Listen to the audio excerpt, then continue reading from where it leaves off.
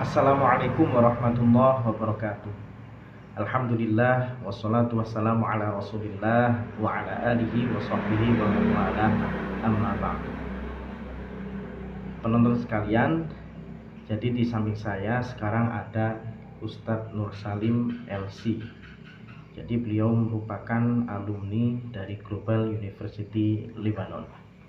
Nah, pada kesempatan kali ini kita bersama Ustadz Nur Salim akan membahas tentang amalan-amalan yang dapat kita lakukan di bulan Syawal. Nah, jadi ini ada Ustadz Salim. Oke.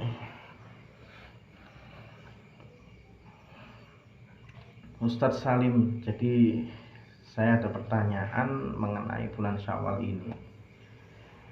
Jadi amalan apa saja sih yang dapat kita lakukan itu pada bulan Syawal? Di antara amalan-amalan sunnah yang dapat kita lakukan di bulan Syawal. Ya, jadi kita sebagai seorang muslim itu banyak hal-hal yang perlu diperhatikan ketika Syawal, dan itu merupakan sebuah kesunahan yang seseorang itu apabila melaksanakannya akan mendapatkan pahala. Di antara hal yang penting itu apa? Yaitu puasa 6 hari, yaitu 6 hari Syawal. Puasa 6 hari pada bulan Syawal. Karena hal tersebut seperti halnya yang disebutkan dalam hadis, itu seolah atau seakan-akan orang itu berpuasa setahun lamanya. Itu Ustaz ya. Terus kemudian puasa Syawal itu apakah harus disyaratkan berturut-turut gitu? Misalkan kita itu puasa tanggal 2 Syawal, kemudian 3 Syawal sampai 7 Syawal gitu, atau 8 Syawal. Iya, puasa Syawal itu adalah puasa di bulan Syawal, 6 hari di bulan Syawal. Bisa berturut-turut, bisa juga berpisah-pisah, asalkan masih di bulan Syawal gitu, masih di bulan Syawal. Oh gitu Ustaz ya. Terus kemudian apa hukum orang itu melaksanakan puasa pada tanggal 1 Syawal? Iya, ini juga perlu diketahui sebenarnya, karena orang itu mengira puasa bulan 6 Syawal itu adalah juga pada tanggal 1 Syawal. Itu tidak ya. 6 Syawal itu selain 1 Syawal. Jadi selain 1 Syawal, yaitu pada hari raya Idul Fitri, itu seseorang itu tidak boleh berpuasa, malah haram berpuasa. Hukumnya itu haram seseorang berpuasa pada tanggal 1 Syawal gitu. Gitu Ustaz ya. Terus kemudian kan selain puasa itu apalagi yang dapat kita lakukan pada bulan Syawal? Banyak, seperti yang di Indonesia misalkan bersilaturahim ke kerabat, berziarah kubur dan lain sebagainya. Itu perbuatan-perbuatan yang dianjurkan. Kalau silaturahim, apa itu makna silaturahim sebenarnya itu apa? Dalam bahasa Arab, konteks bahasa Arab itu silaturahim apa itu maknanya? Iya, kita di Indonesia itu ada istilahnya silaturahim, tetapi banyak orang Indonesia itu salah mengartikan. Yaitu mereka mengartikan ketika seseorang berkunjung kepada selain kerabat, yaitu ke teman, ke tetangga, itu mereka memberikan arti dengan silaturahim. Sebenarnya itu tidak tepat, karena silaturahim kan dari bahasa Arab. Rahim itu adalah artinya adalah kerabat, al-qarib, jamaknya akriba, yaitu kerabat baik yang dekat maupun yang jauh. Itu hukumnya adalah wajib silaturahim seperti itu. Dan itu banyak hadis yang menyuruh orang untuk bersilaturahim. Salah satunya adalah atau imit ta'am wa afshis salam wa silil arham tadkhulul jannata bisalam, seperti itu. Au kama qala Rasul. Jadi silaturahim itu dapat membuat orang itu masuk surga tanpa azab. Itu salah satu manfaat dari silaturahim, dan ini hukumnya wajib. Wajib ya. Hukumnya wajib. Sedangkan kalau ke selain kerabat, yaitu ke tetangga, ke guru, ke orang lain, itu bukan silaturahim. Itu hukumnya tidak wajib, tetapi istilahnya adalah berkunjung, ziarah.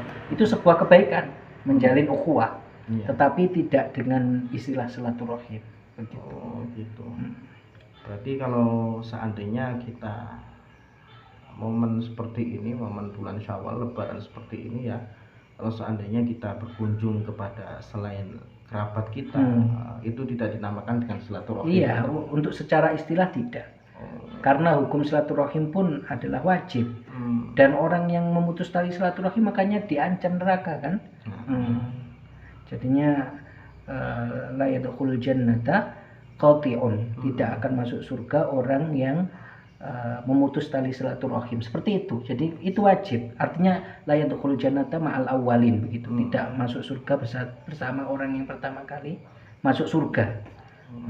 Karena hukumnya wajib. Oleh karena itu kalau kita istilahkan silaturahim untuk semua orang, maka ini tidak sesuai dengan apa yang disabdakan oleh Rasulullah di beberapa hadis yang saya sampaikan tadi.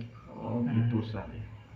Terus mengenai sebelum biasanya kan, kalau di adat di Jawa di kita itu kan, biasanya menjelang hari Lebaran atau di sebagian wilayah itu ketika Lebaran hari pertama Syawal itu, mereka itu ziarah kubur kepada sanak kerabat atau keluarga yang telah meninggal. Gimana hukum ziarah kubur tersebut? Soalnya kan banyak sekarang kaum yang menganggap bahwasanya orang yang ziarah kubur itu merupakan syirik, sebuah kesyirikan. Pertama kita perlu ketahui bahwasanya ziarah kubur itu perbuatan yang tidak syirik ya, bukan langsung mengatakan orang yang berziarah kubur itu adalah melakukan kesyirikan. Karena orang yang berziarah kubur kan kalau itu adalah saudara yang dikunjungi atau kerabat yang sudah meninggal, berarti dia kan mendoakan, kan? Mendoakan ahli kubur, ya kan? Kalau yang dikunjungi itu wali, berarti dia itu bertawasul, istighotsah. Itu semua kan diajarkan, ya kan? Benar. Nah, berarti kalau misalkan dijadikan adat, misalkan sebelum Ramadan atau sebelum Syawal dilaksanakan ziarah kubur, itu tidak masalah. Menjadi adat itu berarti adat yang baik.